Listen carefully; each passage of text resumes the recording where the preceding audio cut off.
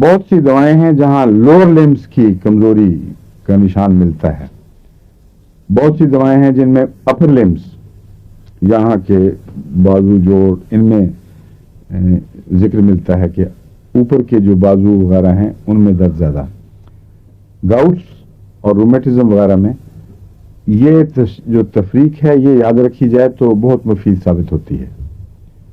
نچلے دھڑ کے لیے بیماری ہے یا اوپر کے دھڑ میں, اور یہ جو ہے یہ نچلے دھڑ میں ہیوینس پیدا کرتی ہے. اسپائن میں کمزوری ہوتی ہے, درد ہوتی ہے. لوور لمبس میں بوجھل پن, تھکاوٹ وغیرہ بہت زیادہ محسوس ہوتے ہیں. اس میں اور کون سی دوائیں ہیں؟ کونیم چوٹی کی دوا ہے, فاسفورس چوٹی کی دوا ہے, کیلکیریا کاب عموماً جوڑوں میں بھاری پن پیدا کرتی ہے مگر خاص طور پر گھٹنوں میں اور ٹانگوں میں اس کا اثر زیادہ ہوتا ہے. اسی طرح کیلکیریا سلف بھی, کیا کاربوویج بھی. کاربوویج کی کمزوری جو اور طرح کی ہے, یہ اس کا تعلق غالباً کیلشیم کے بگڑنے سے ہے. یہ جو دوائیں میں بتا رہا ہوں ان سب میں کیلشیم اثر انداز ہوتا ہے. جوڑوں کے اوپر بعض دفعہ نوڈس بننے شروع ہو جاتے ہیں. اور جہاں تک میرا جائزہ ہے کیلکیریا کارب اور اس سے ملتی جلتی دوائیں کیلشیم کے بیلنس بگڑنے سے ہوتی ہیں, مرض پیدا کرتی ہیں. کیلشیم جو ہے اس کا بیلنس جسم میں تمام دوسرے بیلنس کے مقابلے پر زیادہ سینسٹیو ہے. 9.2 سے لے کر 10 تک وہ پر 100 ملی لیٹر بلڈ, یہ اگر نہ رہے تو بہت سی بیماریاں پیدا ہو سکتی ہیں. بعض عورتیں کہتی ہیں کہ جی کمزوری بہت ہے, اس لیے ان کو وہ ہومیوپیتھک علاج تو جو کریں مگر ان کا بلڈ ٹیسٹ اگر دوسری علامتیں نہ ہوں کیلشیم ٹیسٹ ضرور کروا لینا چاہیے. کیلشیم میں نے دیکھا ہے کہ بعض دفعہ جانور بھینسیں وغیرہ اچھی بری چارہ چل کے آئی ہیں, اگر کسی وجہ سے لیول گر گیا ہے تو ایک دم ڈراپ کر جاتی ہیں اور دیکھتے دیکھتے جان نکل جاتی ہے. تو کیلشیم کا لیول بگڑنا جب زیادہ ہو تب بھی, کم ہو تب بھی, کئی بد اثرات پیدا کرتا ہے.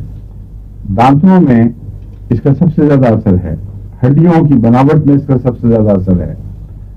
اگر ایکسیسو ہو جائے گا تو جوڑوں پہ ہڈیاں اگنے لگ جائیں گی اور جہاں ان کو نہیں اگنا چاہیے. کمی آ جائے گی تو بعض دفعہ سڈن بلڈ پریشر گرتا ہے اور عمومی ویکنیس پیدا ہو جاتی ہے. بعض دفعہ اس کے نتیجے میں ہارٹ اٹیک ہو جاتا ہے. اس لیے یہ دوا کیلشیم کی جو بیلنسز ہیں ان پر نظر رکھنی چاہیے. یہ جو دوائیں میں نے آپ کو بتائی ہیں میرا تاثر یہ ہے کہ ان کا کیلشیم کے بیلنس سے تعلق ہے, خواہ وہ اتنا زیادہ نقصان دہ نہ ہوا ہو, لیکن جب وہ ایکسٹریم کے قریب پہنچے گا تو کچھ علامتیں ضرور ہوتی ہیں. اگر کم ہو جائے تو کارٹلیج بن جاتی ہیں ہڈیوں کے. اب دیکھا ہوگا بعض لوگ ہاتھ مڑ جاتے ہیں, بازو مڑ جاتے ہیں, کمر خم آ جاتی ہے. اس کی وجہ یہ ہے کہ ہڈیوں میں سختی نہیں رہی, دانت نرم پڑ جاتے ہیں, ان میں جو مناسب سختی ہے وہ نہیں رہتی. تو یہ سارے کیلشیم کے بگڑنے سے ہوتے ہیں.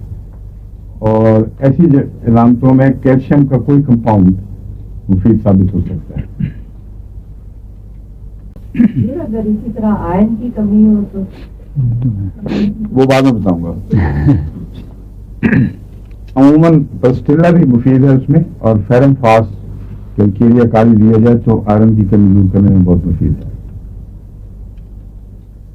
غم کے بد اثرات اور ایموشنز کے نتیجے میں جو بد اثرات باقی رہ جاتے ہیں, سر درد کے علاوہ بھی ان میں پکرک ایسڈ بہت مفید ہے.